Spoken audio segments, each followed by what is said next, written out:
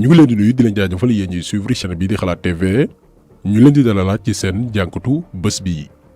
tey dañu ñëwati ci problème université yi bu ngeen déggee ñëwati mooy daanaka juróom benn weer ci ginnaaw la ñu defoon jàngat bu yaatoo yaatu ci mboolem daara yu kaw yi nekk Sénégal ndax interpellation yi dafa bari woon ñu ne nañu collecté mboolem jafe-jafe yi université yi jàkkoonteel moo xam Dakar Thiès Saint-Louis Bambey Ziguinchor université virtuelle ba ci université du Sine Saloum El Hadji Ibrahima Niass ñu daal di poser problème yi ni jànkoonteel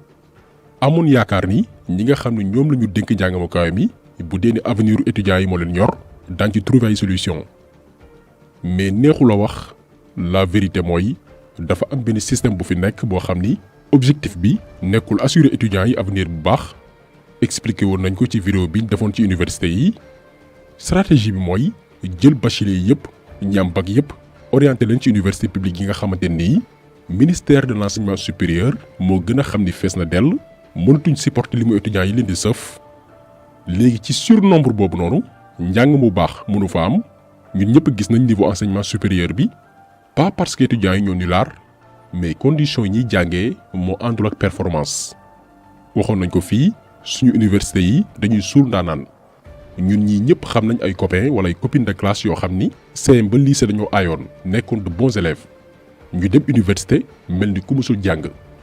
ku xamul yaakaar ne dañ faa dem di caaxaan mais conditions yañ fa fekk la ñu mënul supporter nee naa leen juróom benn weer ci ginnaaw defoon nañ vidéo mais tey la wàllu gën a ay donc loolu li muy tekki mooy nii université yi mel noonu la ko état bëggee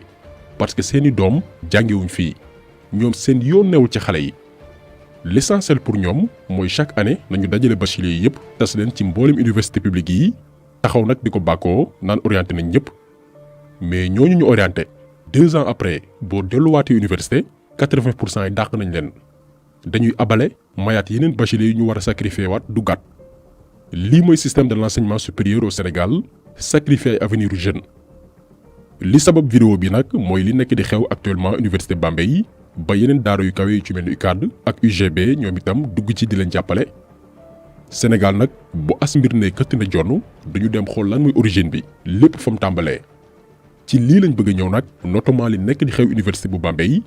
ndax la fa nekk di am bu ñu moywul la amoon université Gaston Berger ba fàllu seen ñàkk ci bakkanam moo fay reproduiraat mbaalu ko raw kaw université Bambey expliqué woon nañ fi naka lañ ko yàqee ci daara ju kawe joo xam ni kenn mësu leen xamee coow problème yépp a ngi tàmbali bés bi nguuru Sénégal décidé ni dootul orienté benn bachelier ci université privée yi xam nga Mary Teuw Niane moo fi ñëwoon ne dafay réformer njàng mu kawe mi te ni mu koy réformer mooy saafara benn ci problème yi gën a mag ci université yi muy limu étudiants yu bari yi macha allah ci la jël benn décision ne léegi dootuñ orienté ñi am bac yépp ci université publique yi ñii gannaaw ba ñu demee UCAD UGB université Ziguinchor Thiès ak Bambey ña ca des bachelier yi état dafay lëkkaloo ak école privée yi nga xamante ni CAMES dafa reconnaître seeni diplôme ñu dem defi formation 3 ans ñu am seeni lijaasa lii taxoon na wax dëgg fa yàlla ñu wàññi limu étudiants yi nga xamante ni suñu université publique yi mënatuñ leen supporter malheureusement bi ñu dàqee Mary Teuw Niane Cheikh Oumar Anne ñëw ci lañ jël décision ne état dootul orienté benn bachelier ci école privée yi di leen fayal dañuy delluwaat na woon fa woon maanaam dajale ñi am bac yépp ci université publique yi fii nag loolu musul am Sénégal existé muy mboolem daara yu kaw yi tàkkandoo li ko waral mooy état dafa décider yokk limu étudiants yi ci université publique yi mais amphithéâtre yi fi ñu war a dajale étudiants yi ngir ñu jàng doyul loolu moo dal université bu Bambey. amphi moo fi am loolu tax na dañuy dem ba ci ville bi sur les lycées et les CM pour def foofu yenn cours yenn TD yi tey boo demee ci campus 2 am na benn restaurant bu fa nekk ça est en construction il y a plus de 3 ans depuis lors ba léegi mënul kii terminé wu mënul pare boo xoolee tamit ci capacité d'accueil bi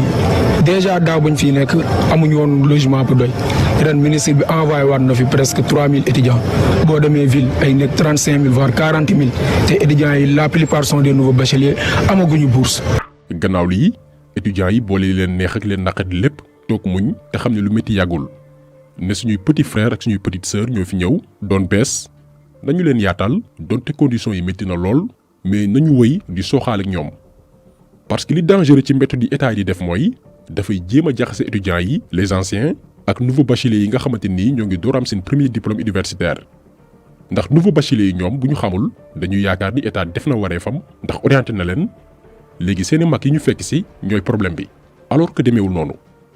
état dafa orienté ay doomi jàmbur ba noppi mais waajulul amphithéâtre yi nga xamante ni fa la ñu war a defee seeni cours loolu mooy domaine pédagogique bi renforcé wul campus social bi nga xam ni moo war a héberger étudiants yi ba noppi assurer seeni dund lii lépp la waa université Alioune Diop bu Bambey doon jànkoonteel depuis lu yàgg mais ñu boole seeni naqar boole seeni conditions de vie et d'études yu difficile di muñ ba novembre 2021 bii rek ñu génn benn ci restaurant yi nekk ci université bu Bambey ñu naan ko restaurant Europe servir ay lekk ndongo yi gannaaw gi lu ëpp juróom benn fukki étudiant am luñ naan intoxication alimentaire lekk bi dafa def ci ñoom tawat gu jéggi dayo ba dañ leen mujj yóbbu hôpital ay fan lañ ci teg kenn ci étudiant yooyu noonu ñu naan ko Badara Ndiaye ñàkk bakkanam mais ba tey gannaaw gi étudiant yaa ngi garder seen sang-froid xam nga ñii bu ñu amoon yar bés ba Badara Ndiaye génne àdduna la ñuy taal université bi mais ñu ne nañu ànd ak dal xaar ba enquête bi situer les responsabilités. waaye comme ni ñu tàmm di ko gisee Sénégal bépp bànqaasu nguur bu ñu defee seeni tuuxi duna surtout ba am ko ci ñàkk bakkanam dañuy jël autopsie bi bind ci lu leen neex ndëppal dossier bi. noonee la ñu def ci kaaw étudiant bii di Badara Ndiaye bi amewoon intoxication alimentaire gannaaw lekk ga mu lekk ca benn ci restaurant université bu Bambey ba jaare ci ñàkk bakkanam dañoo xëy rek ne waaw étudiant bi benn jàngoro buñ naan maladie hépatique waaye itam jafe-jafe yenn meññeenteef ci yaramam mu jël bakkanam yamuñ ci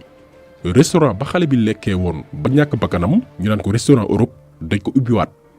te leeraluñu lan moo nekkoon ci ñam ga ñu serviroon étudiants yi ba lu ëpp juróom benn fukk ci ñoom am ci intoxication alimentaire leeraluñ loolu ba tey jii ñuy wax ak yéen bañ ko ubbee nag te amul benn enquête bu sérieuse ci la étudiants yi dal ci kaw restaurant boobee vidéo yi yaakaar naa ñëpp ko gisandoo. voici restaurant Europe bi amoon intoxication moo nekk nii quoi moom la gars yi saccagé. lii nag bari na ñu métti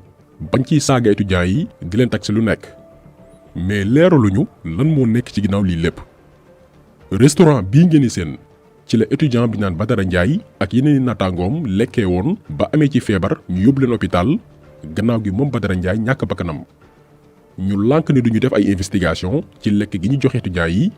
fan lay bàyyeekoo yan anam lañ koy conserver ndax ànd naag cet ak sell ban façon lañ koy toggee ba nit ki mën ko digérer te du ko jural benn loraange lii la étudiants yi doon sàkku ñu leeral ko ba mu leer naññ.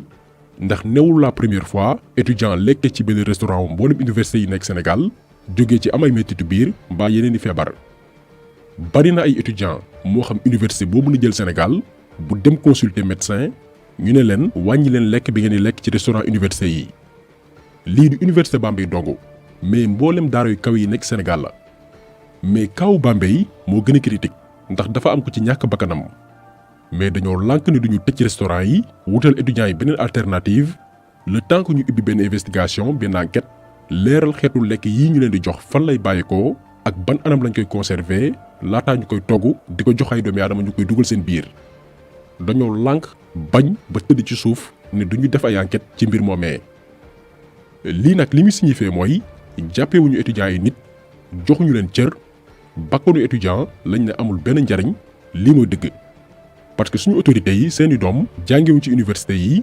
seen yoon newul ci doomu néew di doole yi nga xamante nii yàlla xam ne ni ku ci amoon ay moyens bàyyi nga université bii dem fayi formation wala génn réew mi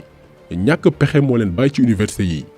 ndax dañ leen diggoon ni bu ngeen jàngee ba am bac dañ leen di yóbbu université bu ngeen fa génnee am liggéey ñun ñii ñëpp ba ñu nekk tout tànk lii la ñu naxee woon malheureusement ñooy nekk la génération sacrifiée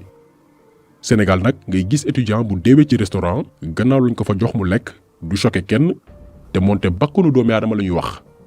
amul enquête amul topp bu ci war dañoo dellu ubbiwaat restaurant boobee comme si que dara xewul étudiants yi na loolu du fi am def la ñuy def ñu ne leen da ngeen a réew lii hypocrisie la naafeq la ay table ak chaise yu ñu yàq gënul foor bakkanu doomi aadama te ci lii la autorité université yi lànk bañ a leeral moo indi li nekk di xew Bambey.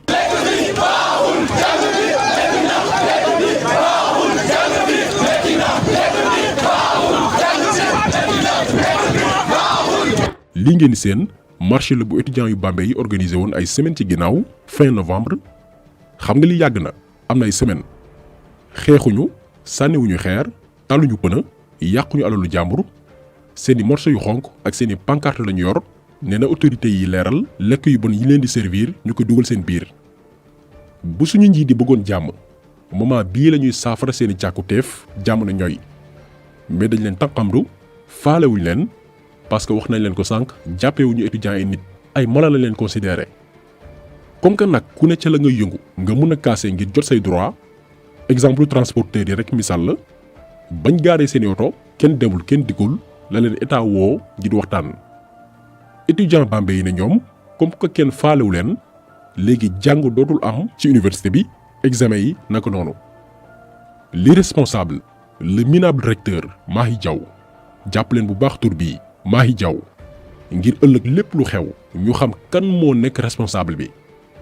moom recteur bu université Alioune Diop bu Bambey daal di lever franchise universitaire bi nga xam ni mooy aay ab takk der dugg ci daara yu kawe yi moom moo jël décision nee na takk der yi dugg ci biir université bu Bambey duma étudiants yi lii moo nekk di xew actuellement foofu noonu ñoo ngi leen di dóor di leen jàppalu di leen fitnaal loolu aussi moo métti waa UCAD ak waa UGB ñoom itam ñu leen di jàppale ndax boo jëlee université Gaston Berger dañoo dundoo lu ni mel nga jël UCAD aussi bari na ay étudiants ñu fa rey donc ñoom ñoo dollee ko ci mbir yi ngir xeex injustice bi nga xam ne ñoo ngi koy dund ñu tooñ la mettre la ci condition njàng yu métti na la bul wax loo muñ mu jeex di la servir ay lekk yu bon baam ko ci ñàkk bakkanam ñu ne yoon du chef liggéeyam waaye yéen étudiants yi amoo leen droit fippu amoo leen droit grève ñun nag suñu devoir en tant que lanceur d'alerte suñu devoir mooy xamal opinion bi sénégalais yi alerte ngir ëllëg lépp lu xew ñu xam ni étudiants yi ay victimes lañ dañoo jàmmarloog nguur goo xamante ni jàppewuñu leen ay nit respecté wuñu leen doomi aadama nag buñ la respecté wul teguñ la sa place te ña la koy teg seeni doom ñoo ngi ci ay conditions wu njàng yu mucc ayib te ci xaalisu askan wi lañ koy fayee liy tax nag ñu jox la cër gannaaw loolu lépp mooy xeex ba am ndam kon ñun ñoo ngi ci gannaaw étudiants yi bëggee ji fer donc taxaw bi tey loolu woon ñu leen di gërëm di leen jaajëfal di leen di daje incha allah beneen yoon ci beneen jàngat jaa ngeen jëf.